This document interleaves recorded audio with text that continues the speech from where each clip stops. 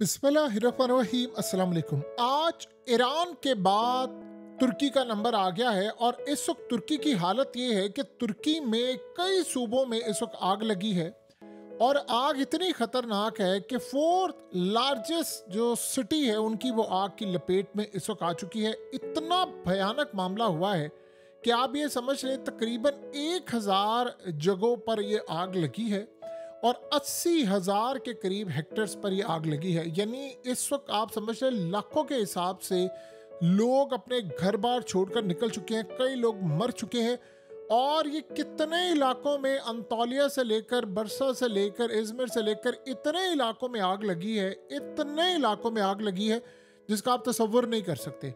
और कहा क्या जा रहा है कि हीट वेव आई है, अचानक से कहीं से हीट वेव आई है, फिर उसके बाद स्ट्रॉन्ग विंड्स आती हैं जिसके बाद ये मामला हुआ। अब आप याद कीजिए बिल्कुल एग्जैक्टली कैलिफोर्निया की आग की तरह ये मामला है जिसकी डोनाल्ड ट्रंप ने कहा था मैं तहकीकात करूंगा, और वीडियोस पकड़ी गई थी जिसमें लोग आकर आग लगा रहे थे और बाद में पता चला जी गिरफ्तार कर लिए गए। उस वक्त 250 बंदा इन्होंने गिरफ्तार किया था और उसके बाद फिर अमेरिका की स्टैब्लिशमेंट और ताकतवर जो हल्के थे उन्होंने डोनाल्ड ट्रंप को गर्दन से पकड़ लिया। कहाँ गई वो रिपोर्ट, क्या हुआ, किसी को नहीं पता, लेकिन सब कुछ जलकर राख का ढेर बन गया।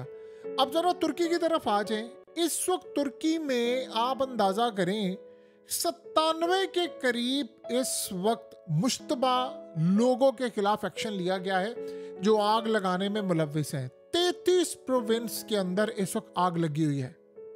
तुर्की में 81 सूबे हैं और 33 में इस वक्त आग लगी हुई है। और आप अंदाजा करें कि आग ऐसी थी, बताया ये गया कि जी हीट वेव आई है, आग लगी है। अब आग एक जगह थी, अचानक से कहीं से तेज हवाएं चलना शुरू हो गई और आग बढ़ गई। अब ये आप जरा पैटर्न देखें तो आपको कैलिफोर्निया वाला नजर आएगा। आग को जब बढ़ाना होता है तो हवाएं चलाई जाती हैं। अब यहाँ जो सबसे बड़ा सवाल ये पैदा होता है कि ये जो 97 लोग गिरफ्तार हुए तुर्की ने पहले भी किए थे, वो कौन लोग हैं, ये क्यों करना चाहते हैं? आप जरा एक मिनट के लिए थोड़ा समझिए। आपको पता है रशिया पहला तुर्की के अंदर न्यूक्लियर पावर प्लांट बिल्ड कर रहा था और ये बड़ा कमाल पावर प्लांट था। यानी आप अंदाजा करें कि इस वक्त सूरत हाल ये पैदा हुई है कि रशिया के 10,000 के करीब वर्कर्स इस वक्त आग बुझाने के लिए मसरूफ है और प्लांट के ऊपर ये काम कर रहे थे। न्यूक्लियर पावर प्लांट, ये कोई आम पावर प्लांट नहीं, ये न्यूक्लियर पावर प्लांट जो रशिया ने बनाया, पहला तुर्की का न्यूक्लियर पावर प्लांट था और चारों तरफ से उसके इर्द गिर्द आग लग गई है। अब आपको चीजें समझ आ रही हैं। पहले ईरान की न्यूक्लियर फैसिलिटीज पर हमला, फिर न्यूक्लियर पावर प्लांट पर हमला ताकि कोई आगे बढ़ ही ना सके, रशिया ने बनाया तो उन ताकतों से बर्दाश्त नहीं हुआ। अब तुर्की का नंबर आ गया। अब आप जरा इस आग के हवाले से थोड़ा ये समझिए कि ये आग लगी कैसे है। यानी आप सोचें कि अचानक से ये सारे सो रहे थे, किसी को कुछ नहीं पता क्या मामला हुआ है, क्या सूरत हाल हुई है, लेकिन अचानक से आग लगती है और उसके बाद ना पता चल रहा है। पहले तो ये कहा जा रहा था कि वो दहशतगर्द और या अलैदगी पसंद जो लोग हैं या पीके के ये तमाम लोग हैं, ये लोग आग लगाने में है। इस हवाले से बहुत सारी बातें हुई लेकिन अभी तक उस पर कोई बात नहीं आई। सवाल ये पैदा होता है जो सबसे खतरनाक है, कौन मौसम के साथ छेड़खानी कर रहा है, कौन तजर्बे कर रहा है पूरी दुनिया के अंदर आग लगाने के हीट वेव के नाम के ऊपर कि जी आग लगती है, फलाना लगता है। साइंटिस्ट कहते हैं जी हमारे पास जो ऐसा कोई सबूत है, हुकूमतें कहती है जी ऐसा कोई सबूत मौजूद नहीं है कि जी कोई टेक्नोलॉजी इस्तेमाल की गई थी या फलाना था आग था। लेकिन एक बात होती है, हवाओं के चलने का दूर दूर तक कोई इम्कान नहीं होता। अचानक से कुछ लोग पकड़े जाते हैं और वो एडमिट करते हैं कि जी हाँ जी हमें कहा गया था आग लगाने का। जब उनके पीछे जाया जाता है तो उनके पीछे जो जाने वाले होते हैं, किसी को पेमेंट क्रिप्टो में दी जा रही है, किसी को पीछे बैठे हुए कोई नामालूम लोग हैं दुनिया की जो ताकतें कंट्रोल करती हैं वो देते हैं पेमेंट, और पता ही नहीं चलता। जिस तरह रशिया के अंदर हमला हुआ तो बाद में पता ये चला कि उनको जो पेमेंट दी गई थी वो ऑनलाइन उनको क्रिप्टो करेंसी में पेमेंट की गई थी और क्रिप्टो के पीछे कौन है आज तक किसी को भी नहीं पता। सो इस सूरत हाल के अंदर बहुत सारे लोग ये कह रहे हैं कि तुर्की में हमने देखा कि अचानक आसमान से कोई लाइटनिंग सी हुई है। बहुत सारे लोग ऐसा करते हैं अननेचुरल, यानी एक होती है हीट वेव जो कुदरती तौर पर होती है। अब बहुत सारे लोगों का ख्याल है कि नहीं, अचानक से किसी जगह से हीट वेव आती है और हवाएं फिर चलना शुरू हो जाती हैं और दूर दूर तक हवाओं के चलने का कोई तुक नहीं होता। आग अगर एक जगह लग रही हो तो ठीक है, लेकिन जब हवा अचानक से तेज चलती है तो फिर आग लपेट में लेती है और वो बढ़ती जाती है, बढ़ती जाती है, बढ़ती जाती है। आप इस वक्त उठाकर देख लें, टिकटॉक भरा हुआ है, टेलीग्राम भरा हुआ है तुर्की के अंदर, और सारे इस वक्त इस बात पर कलप रहे हैं कि ये आग लगी नहीं, ये आग लगाई गई है और उन ताकतों ने लगाई है जो असल में तुर्की को रास्ते से हटाना चाहते हैं। उसकी क्या रीज़न है? देखिए, बहुत सारी रीज़न लोग पेश करते हैं कि जी सबसे पहले तो आपको पता है पूरी दुनिया के अंदर एक सिलसिला था कि जी जो ख़ास तौर पर ज़मीन है उसका कब्ज़ा लेना है, कंस्ट्रक्शन करनी है, टूरिज़्म ख़राब करनी, किसी मुल्क को तबाह करना है, वहाँ पर ये मामला सामने आता है। सो इस सारी सूरत हाल के अंदर बहुत सारे मामला होते हैं जिनसे आपने तवज्जो हटानी होती है और आप ये काम करते हैं। अब सबसे बड़ा मसला ये पैदा होता है कि कैसे ये सारे का सारा मामला सामने आता है, और ये जो 97 के करीब लोग हैं, ये जो पकड़े गए हैं, जिन पर शक हुआ है कि मुलविस है, ये किसके कहने पर कर रहे हैं? आप अगर गौर करेंगे तो आपको इन सारी चीज़ों के पीछे एक सूरत हाल नज़र आएगी कि पूरी दुनिया के अंदर मौसम तब्दील किया जा रहा है, मौसम तेज़ी के साथ बदल रहा है, हालात ख़राब हो रहे हैं, सैलाब आ रहे हैं, ज़लज़ले आ रहे हैं, चीज़ें तबाह हो रही हैं, जंगें हो रही हैं, खुराक का बहरान पैदा हो रहा है, मौसम इतना ख़तरनाक हो चुका हुआ है, दुनिया भर की एयर क्वालिटी इंडेक्स ख़राब है। आप गौर करें, गर्मी आती है, पीक पर गर्मी होती है, रिकॉर्ड टूट जाते हैं, हर साल रिकॉर्ड टूट रहे हैं।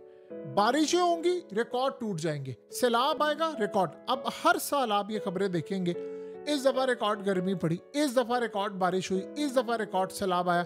पिछले साल जो होता है अगले साल उससे बढ़ता है। और ये खाली ऐसा नहीं है कि पाकिस्तान में और ये दुनिया के तमाम ममालिक में होता जा रहा है। और आप गौर करेंगे एक ही सूरत हाल आपको नज़र आती है, बस एक ही। जैसे अमेरिका में आग लगी थी, आपको पता है उसके बाद क्या सूरत हाल हुई थी? सबसे पहले लोगों ने कहा उनसे पूछें जिन्होंने अपने घर बेचे थे 10 दिन पहले। पता ये चला कि कैलिफोर्निया की जिस जगह पर आग लगी थी, वहां जो बड़े बड़े बिलियनर्स थे उनको पता था कि यहाँ आग लगने वाली है। और बाद में वीडियोस आई, लोगों के घरों में जो कैमरे लगे थे, उन्होंने देखा हम रात को सो रहे थे कि लोग आए, आग लगाकर चले गए। कहाँ पर है? डोनाल्ड ट्रंप ने कहा था मैं 1 महीने में आपको ये रिपोर्ट दूंगा, मैं आपको बताऊंगा ये आग कैसे फैलाना। कहाँ गई वो आग? कहाँ गई वो रिपोर्ट्स? कुछ भी नहीं, किसी को पता। अब मसला क्या होता है कि जो बिलियनर्स थे उन्होंने 15-20 दिन पहले वहां के जो बड़े बड़े बिलियनर्स थे उन्हें प्रॉपर्टीज अपनी बेचती थी। पूरे कैलिफोर्निया के अंदर एक खास हिस्से के अंदर लॉस एंजलिस और दीगर जगहों पर आग लगी थी।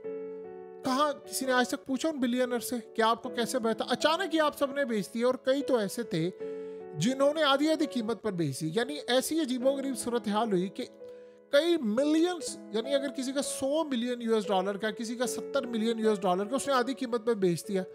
अब ना किसी को पता चला कि यार 10 दिन बाद क्या होने वाला। जब आप अर्जेंट बेच रहे होते हैं तो आप पेमेंट लेते हो, आप निकल जाते हैं, और उसके बाद पता चलता है कि जी यहाँ तो सूरत हाल बहुत ज़्यादा ख़राब है। इंश्योरेंस कंपनीज ने अचानक 20-25 दिन पहले सबको ईमेल्स की उन एरियाज़ में और कहा कि अगर कोई हादसा हो जाता है, आग लग जाती है, तो अब इसको कवर नहीं करेंगे, कोई भी कवर नहीं करेगा। अगर आपके पूरे घर को कोई कुदरती आफत आ जाती है, आग लग जाती है। अब लोगों को ईमेल आई, उन्होंने इग्नोर कर दी, उन्होंने पढ़ा अच्छा ठीक है आग होगी, फलाना होगा। ये अमेरिका की बात हो रही है। और उसके बाद अचानक से 15 दिन बाद जब आग लगती है तो सारे सबसे पहले ईमेल चेक करते हैं, इंश्योरेंस कंपनीज को कहते हैं हमने तो आपको 15 दिन पहले कहा था। उनको कैसे पता था कि आग लगने वाली और उन्होंने कह दिया? तो ये जब सारे के सारे मामलात होंगे तो आपको पता चलेगा। आज आपने किसी को तबाह करना हो, तुर्की की देखिए इकोनॉमी ऑलरेडी ख़राब है, तुर्किश लीरा तबाह हो रहा है। आपने बयानात देखे इसराइल के पिछले 4-5 दिनों से क्या है? तुर्की बड़ा खतरनाक मुल्क है, तुर्की की नेवी इसराइल के लिए खतरा है। जब इन्होंने किसी मुल्क पर कोई अटैक या कुछ करना होता है तो इस तरह के बयानात आते हैं, तुर्की हमारे लिए खतरा है, हमारे वजूद के लिए खतरा है, तुर्की दहशतगर्दों को पालता है, तुर्की शाम के अंदर ये कर रहा है, फलान। इस तरह के बयानात इजराइलियों ने दिए। और उसके बाद सूरत हाल आप सबके सामने आ रही है कि क्या हो रहा है। गजा में क्या था? ये जो हमास ने हमला किया था गजा के अंदर, आप सोचे हैं कि उस हमले से पहले इसराइल ने बड़े पैमाने पर सिक्योरिटी हटा दी थी, जहां सिक्योरिटी मौजूद होनी चाहिए थी। जिस तरह पहलगाम हमले में हुआ कि सिक्योरिटी आपने हटा दी। आप इनको पता था हमास हमला करने वाली, पहले भी उन्होंने कई दफ़ा हमला किया, उनके हमले नाकाम होते थे। इस दफ़ा उन्होंने कहा ठीक है आप ले जाओ। उसके बाद उन्होंने कहा ठीक है हमारे लोग अगवा हो जाएंगे। बाद में हम हमला करेंगे और बड़े तबाहकुन हमले करेंगे। सो इस सारी सूरत हाल के अंदर आप सब ने देखा कि वो जंग छिड़ी। अब यही तुर्की के साथ हो रहा है, कोई बताने को तैयार नहीं है क्या मामला हुआ, सवालात ही सवालात है, जवाब कोई देने के लिए इस वक्त तैयार नहीं है। बहरहाल आने वाले वक्त में हमें एक बात अच्छी तरह समझ लेनी चाहिए, जो हालात इस वक्त होने के लिए जा रहे हैं वो कंप्लीटली बता रहे हैं कि तबाहकुन मामलात इस वक्त सामने आ रहे हैं, और अगले कुछ अरसे में जो चीज़ें आपको होती हुई नज़र आएंगी उसमें एक बात कंफर्म है कि तुर्की को अब इन्होंने नुकसान पहुंचाना है, चाहे वो नेटो से निकलवाए, आग लगवाएं या कोई और काम हो।